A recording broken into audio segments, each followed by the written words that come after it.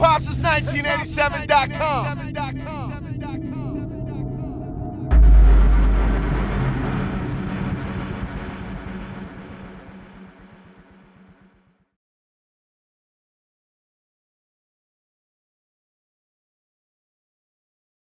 Any unique things for Kareem that jumped out to you?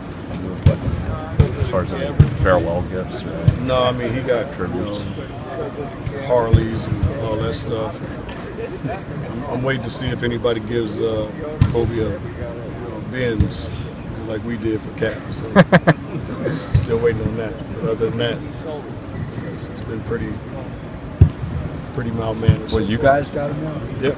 Oh, like whole team chipped in? Whole team, but me, Magic, and James Worthy. I think it was Coop. We had to put it. Well, we didn't have to, but we put it in the most because we had been with him the longest. Gotcha. You think these guys will chip in and get that covered? I don't think so. There's too many young guys, and they just started, so they're trying to save money right now. So they don't want to spend $5, let alone $5,000. Jeez. So I don't know if he'll get something like that. But one of those rookie deals. Yeah. Maybe if it was their second deal, maybe a little bit different story. Right. With all the outpouring of support for Kobe Bryant from around the rest of the league, I was wondering, is there anything that you think you could beat Kobe Bryant in, non-basketball related, as a post-retirement challenge to him? Yeah, golf. Golf?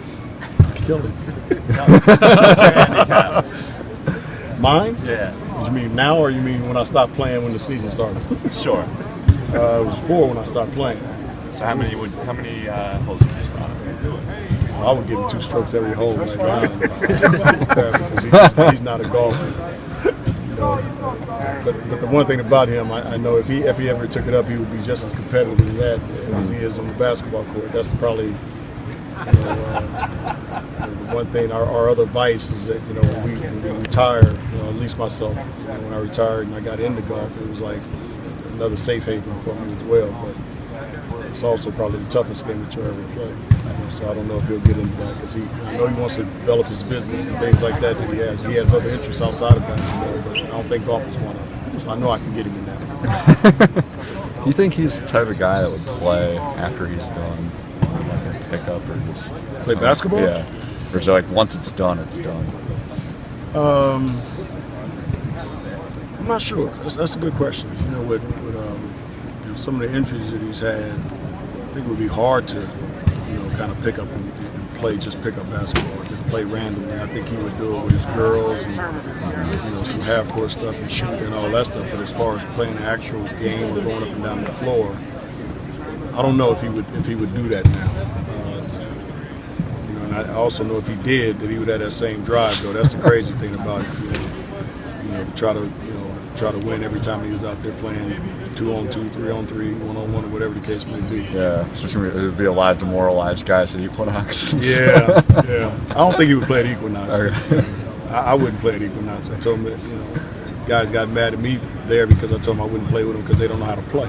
And that's how people get hurt. Right. You're playing with guys that don't have a clue how to really play basketball. So I don't think he would play at Equinox. Like randomly running into you and stuff, you mean, or throwing dumb passes? They're just trying to make a point, when there's no point to be made and they can't play. So, you end up being the one getting hurt. So, stopped playing at Equinox a long time ago. Lou Williams, I just kind of wonder if he was kind of mentioned he's almost taking on a veteran mentoring your kind of young guard. Is that something that you encourage him to do, or is that him taking that on himself to kind of share his experience? I think it kind of came natural with Lou. The one thing we didn't know we were getting when we got Lou is that he had that natural instinct to be a leader.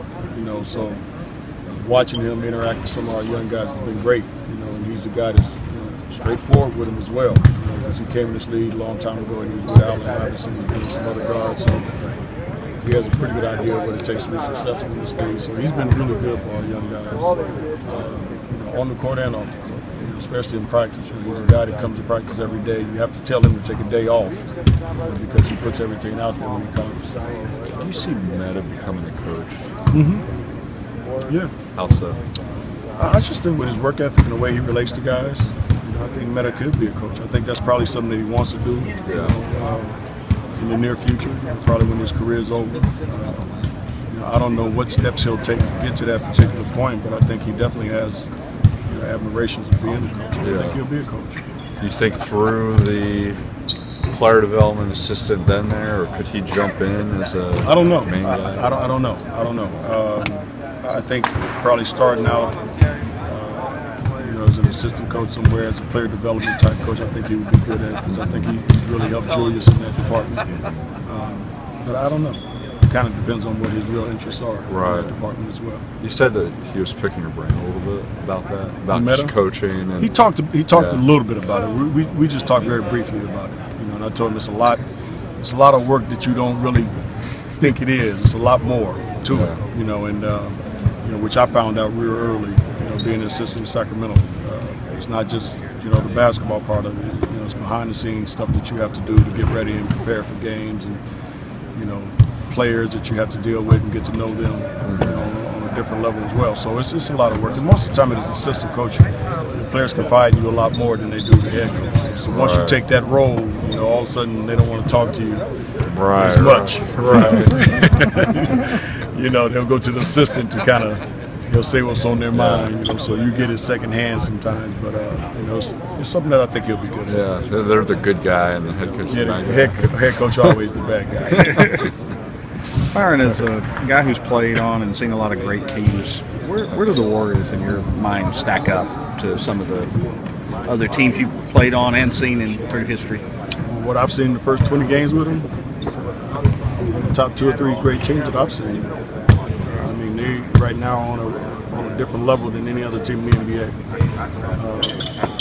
I would throw our team in there, our 87-88 team. I would throw that Chicago Bull team, but I would also throw that Celtic team in there with Larry and the guys that they had.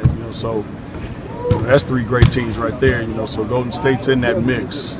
But obviously it's still early in the season. You got to wait and see how this kind of unfolds to kind of compare them or to put them on that level. But right now they're well on their way. I know when you're trying to coach against them and play them, it's not any fun. But do you ever, when you just, I don't know if you ever watch them on television, or when you're not trying to scout them? I mean, are you a fan just to watch? Absolutely. I love watching great basketball. I love watching team basketball, and that team is the ultimate team. They play with a purpose, and they play with no agenda besides winning. Even though Steph is getting a lot of the accolades which she deserves, absolutely. But all the other players on that team, all they want to do is win. That's why they lead the league in so many different categories, and they lead the league in assists and things like that. I mean, they're averaging almost 30 assists a game, which is unheard of for a team. So, they are the ultimate team, I think, in this league. The team we play tonight, Atlanta, they're second in the league in assists. So, I mean, they play that same type of style as far as, get the ball open guy, get open shots. We don't care who scores, but that team just does it on a different level. HHH1987.com.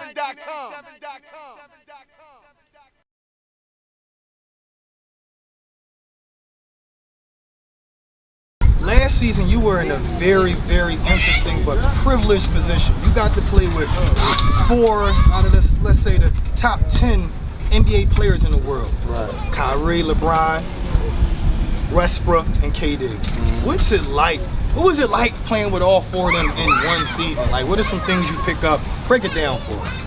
I mean, especially with LeBron, just coming in there, see how he work every day. The first one in the gym, how he take care of his body. That's why I was actually being around. We go out to eat, things like that.